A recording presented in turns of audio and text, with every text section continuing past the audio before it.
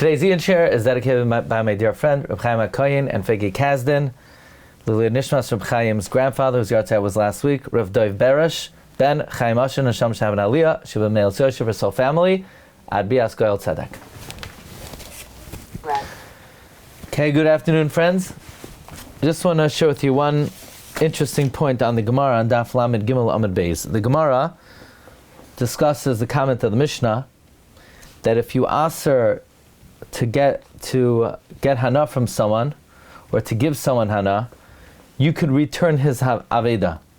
So we have a machlokes Rabbi Ami and Rav Asi. One says that's only where the possessions of the returner are aser to the owner of the aveda, and the reason why you could return the aveda to him is because you're not giving him anything; you're giving him his item.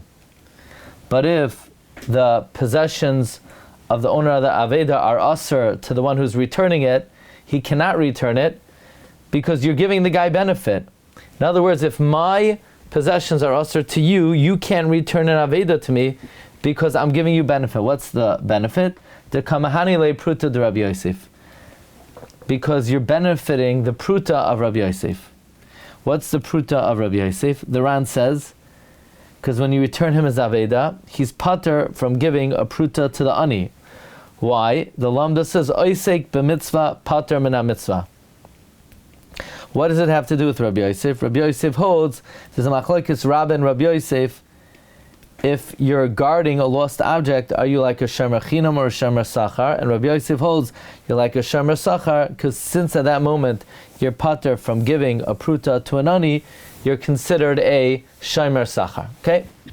So the Achronim asked the following question, and this is principally the question of today we're going to focus on the Sameach. The Sameach in Hilchos Yom Tif, Perek Gimel, Halacha Ches, asked the following question.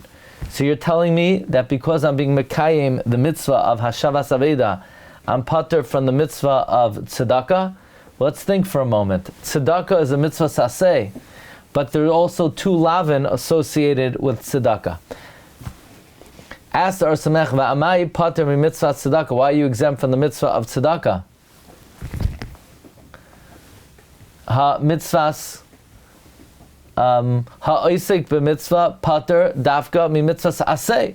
One who is oisek in a mitzvah is exempt only from a mitzvah saseh. Ha-mitzvah loy saseh vadei loy miftar. But a mitzvah loy saseh, you're not pater. In other words, the din of oisek mitzvah pater and a mitzvah is only on an aseh. It's not on a loy saseh.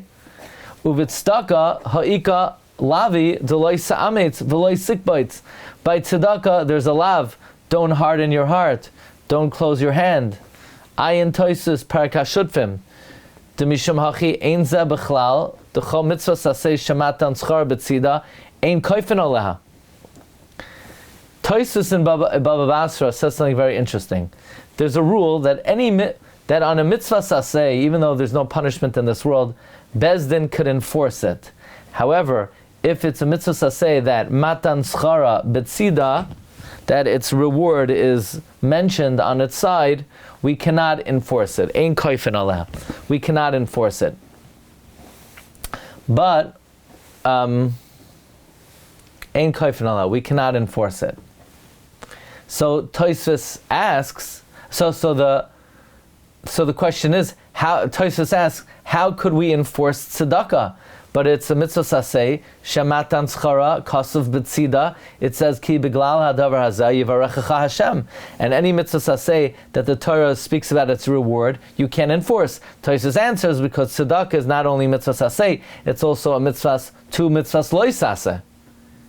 So therefore, the din is any mitzvah saseh that the matan tzchar is written, we don't enforce. But if there's a mitzvah loy saseh involved, then we could enforce it. Bottom line is, our Sameach is asking, what do you mean that oisek b'mitzvah pater min mitzvah? But it only paters you from a mitzvah saseh. It doesn't pater you from mitzvah loy saseh. And not giving tzedakah, you have two lavin of loy sa'ametz es levavcha, loy sa'ametz levav, loy sikbo, it says yadcha. So the Sameach says something very interesting. Ulfi divrei Ramban asi shaper. According to the Ramban, it comes out good. Because the lavim of tzedakah are not independent lavim. The lavim of tzedakah are only upholding the asay of tzedakah. Ulefi divrei Ramban asi shaper. The halav einoi ba lechazek es asay. The lav only comes to strengthen the asay. She'ikar haratzin hu mad mesayim kra dechi pasach tiftach es yadcha v'hanek taneklai. What does God want? He wants you not to harden your heart. He wants you not to close your hand. Or He wants you to give the tzedakah. He wants you to give the tzedakah. The lavin were only written to strengthen the asay. So in a situation where the lav is only given to strengthen the asay, we do say asay doicha lois asay. I'm sorry, we do say Oisek b'mitzvah, pater min mitzvah. So if you're oisek in the mitzvah of Hashavua Saveda, you would be exempt from tzedakah. But tzedakah is also supported by two lavin. Those are not independent lavin. Those lavin are only bolstering the asay. Olakach halav batla el asay. The lav is batal to the asay. V'kivan sha'oisek b'mitzvah, pater hu mi klum. You're completely pater. You're completely pater. So that's the Or Sameach, a chidush that, again, first we learn two important principles. That oisek b'mitzvah is only pater min mitzvah, but not pater from halav. And number two, but if the lav is only to bolster an asay, then it doesn't have independent status. So now we're learning sometimes a lav is independent, and sometimes it bolsters the asay.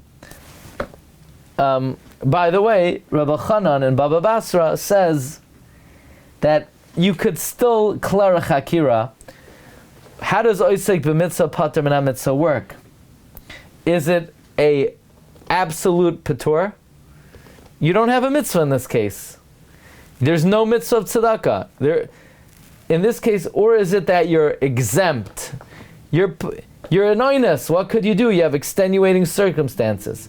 If it's a complete patur, then you could say, I'm completely pater from the tzedakah, so not only am I pater from the asay, I'm also pater from the lavim that support it. But if it's only an oinus, but in other words, the mitzvah of tzedakah is there, but I'm an oinus. Okay, you're an oinus, so oinus rachmana patra, you're exempt for not fulfilling the mitzvah. But could you get an exemption on violating the lav? So that seems to imply that oisek b'mitzvah pater min mitzvah is not an oinus. In other words, what's the pshat oisek mitzvah? Is it that you could excuse me for not fulfilling the mitzvah? Or is that I'm complete, there is no mitzvah, it's a p'tura in the mitzvah. So the fact that this idea that when the lav bolsters the asay, I'm exempt, that seems to indicate that not only is it an oinus, but it's a complete patur. Because if it was an oinus, then could you use an extenuating circumstance to violate the lav? Even if the lav is bolstering the asay. I don't know, maybe you could still argue that since I'm excused on the asay, the lavim don't bolster an asay that I'm excused on. Okay, there's what to think about. Okay, that's all I wanted to share with you today. And Be'ez Hashem, we'll see everyone hopefully tomorrow night, regular time, okay? Hatzlacha, be matzliach, have a great day. Kol tov. Recording stopped.